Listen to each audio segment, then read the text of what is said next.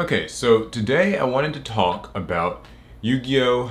Reprints and why I think they're a great thing. By the way, this isn't going to be me saying that I don't like them. Reprints are really cool. They're actually I guess in the big scheme of things, kind of a more modern luxury or invention. I say that because reprints have existed in Yu-Gi-Oh! For a pretty long time. I mean, early on we got things like, the Dark Revelation sets and the Dark Beginnings sets. So basically these were, like these big reprint packs that would have like 200, 300 cards in them, and they would just reprint all kinds of stuff from previous sets. And these were great, it was another chance to get a card that, you were looking for, an elusive card, sometimes in a different rarity, though not all too much back then.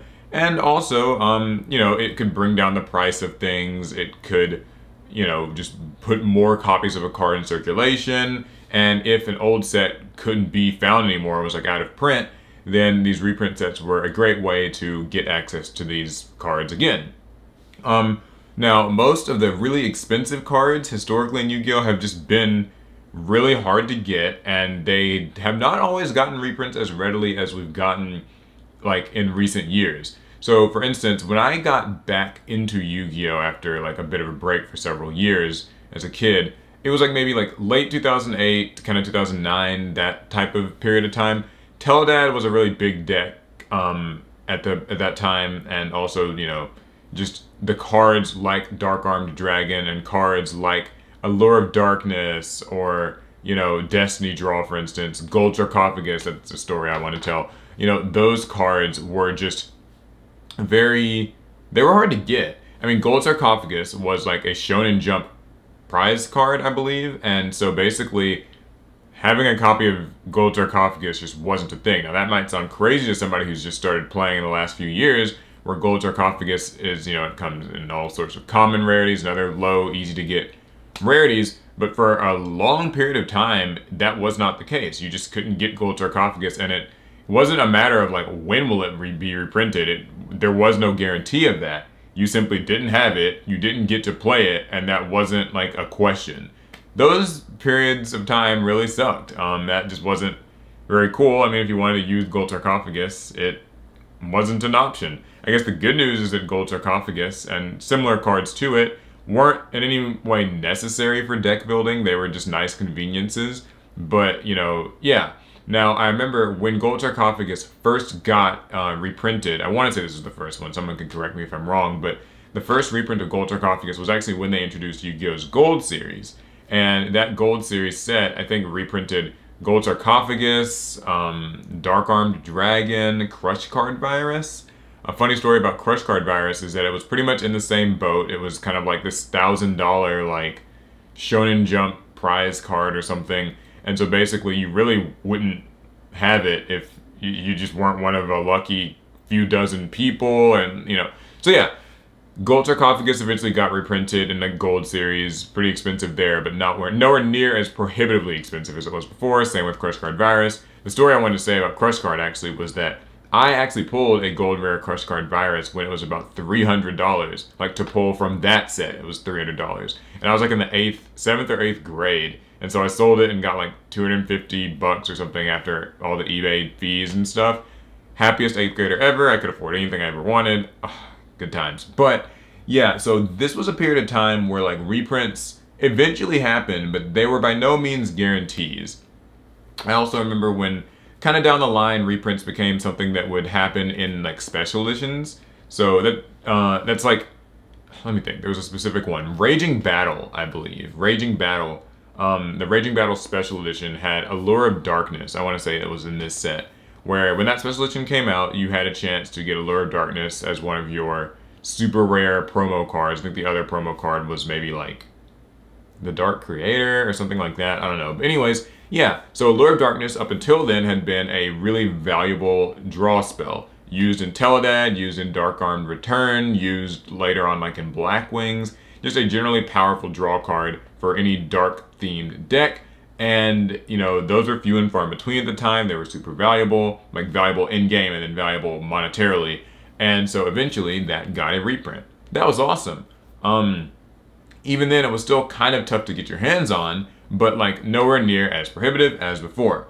Now fast forward to today, or just kind of like recent years, we get a lot of reprint sets. We get plenty of them each year, it seems. There's usually a major spring reprint set, like the Dual Overload, Dual Power, like those types of sets, and like Duelist Saga. And then also, you know, there's usually a fall reprint set that's kind of mixed. Like lately, those have been like the gold series. Like this year, we're getting gold, Maximum Gold El Dorado. Last year was just Maximum Gold. The year before that, there was like Dual Devastator, I want to say. So, you know, that's been like a thing. There's like a spring reprint set, a fall reprint set. There's also the tins, which have become, you know, kind of a religious experience almost. Just like, yes, it's fall, the tins come out, they reprint everything from the previous year that was expensive. And there's also even sets like Battles of Legend in there, and a couple other reprint sets that they've thrown in. Like last year was Toon Chaos, and like this year's King's Court. So reprints have become much more common in Yu-Gi-Oh! That said, I actually still don't think that they're doing enough. Now, this might come across as maybe like whiny or entitled, but I'm a really big advocate of people being able to just play the game. Like, play the decks that they want, get the cards that they want. I'm not saying that, you know, you should be able to play the card that you want in the highest rarity, but I'm saying the card that you want should be something that you can get. And when these cards become prohibitively expensive, you guys know all the ones from the previous years, that all those $100+ spell cards and, you know, certain other like extra deck staples, when you just don't have a means of getting them, that really blows. So I'm a fan of reprinting stuff, you know, pretty quickly and pretty liberally. I think that, you know, cards like Infinite Impermanence, for instance, that have been like just...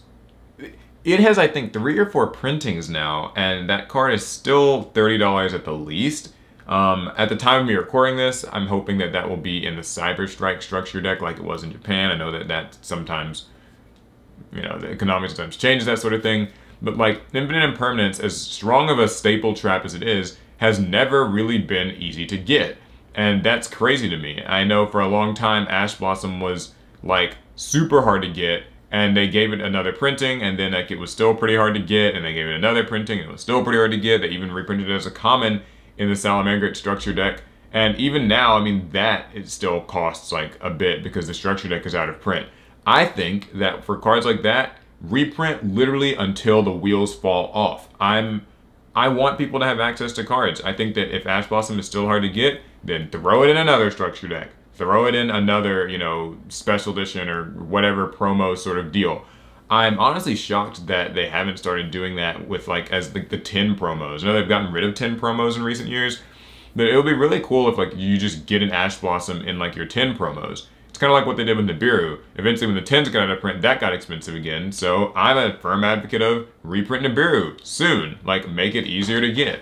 I think reprint Infinite Impermanence. And so, going back to those spell cards that I was talking about, the, you know, really cost prohibitive spell cards, Forbidden Droplet, Triple Tactics Talent, Nadir Servant, Lightning Storm for a pretty long time, and now I guess more recently, Pot of Prosperity and soon to be Crossout Designator.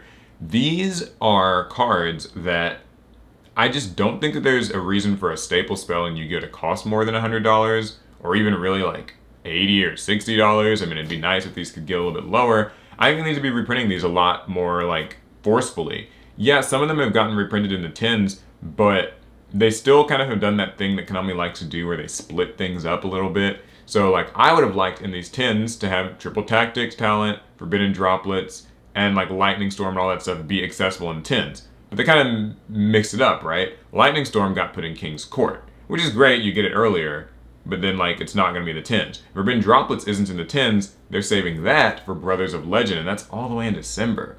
So you can see where I'm going with this. I don't really like splitting up reprints and stuff. I think that they should just be, if you're going to split them up, they need to be getting like multiple reprints. I would be a fan of things getting reprinted like twice a year. I know that there are people who, you know, like to invest in this game and like buy and sell and hope to make a profit off of that type of thing. And they'd probably be really upset to hear this type of, you know, if this were to happen. But I don't really care. I just want people to be able to get cards. I want to be able to get cards for myself and play them. I have no problem with valuable cards that I you know, went out of my way to spend money on early on, I don't really mind if they get reprinted. I recently got a Dogmatica core, like with Ecclesia and Fleur-de-Lis and a Dear Servant from Rise of the Duelists, and that's getting reprinted in the 10s, so the price of those cards will be tanking pretty soon. I'm not upset about that. I don't really mind. I mean, I like having the original rarities. It's a choice that I get to have now. I can kind of pick a rarity to have these cards in.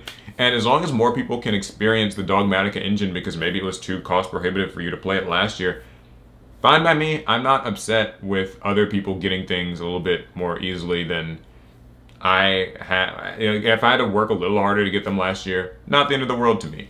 So, I guess the final thing that I'll say about reprint sets is that I also think with reprint sets, it's nice when the sets are a little bit smaller and easier to get the cards. Like, I don't like putting stuff in a reprint set, but then still making it just as hard to pull as it was before. Like, if you're going to, you know, I remember, what was it? Like, Evenly Matched was short printed in Ghost from the Past, or that's what they say. I mean, I'm not sure if it was short printed. Who knows? I guess we never will. But like when cards like that are hard to get initially, fine. But when you do a reprint set and like you put, you know, Evenly Matched or Infinite Impermanence or some other staple, but then it's still short printed there, it's almost like, what's the point of the reprint? I don't know. So anyways, that's just my thoughts on reprints. I think that Konami should, I'm glad that they're doing them. I'm not saying that's a bad thing. I'm saying that they should do it even more. I won't complain one bit. And I don't think that you'll find many people who truly would be upset at the ability to get playable staple cards a little bit more easily, a little bit more cheaply. I'm team reprint, if that's like a war that we're having. So let me know what you guys think down in the comments. I'm kind of curious. Are you a fan of reprints? Or are you the type who's like, no, we don't need to be doing this. People should just not get the cards, I guess. How do you think reprints could be done maybe better? Should they be put maybe in more starter and structure decks? That's something I didn't mention. Do you like the way that they're distributed now? How easy or hard should a reprint be able to be obtained? What rarities should they be in? There's all kinds of things. All right, well, that's going to be it. I'll see you guys in the next one. Pass turn.